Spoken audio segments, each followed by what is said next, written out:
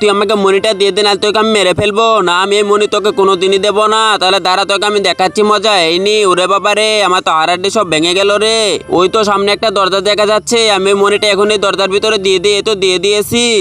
তুই আমাকে মনিটা দিয়ে দে। আর আমি মনি তো ওই দরজার ভিতরে দিয়ে দিয়েছি। আরে কি বলতেছিস, তুই এই দরজার ভিতরে দিয়ে দিছিস? হ্যাঁ, আমি ভিতরে দিয়ে, যারা তোকে এখন আমি মেরে দিই। এত তোকে আমি মেরে ফেলেছি। ওই তো একটা লোক আসতেছে, আমি এখনই আর বাবা সেজে যাই। এত বাবা সেজে গেছি।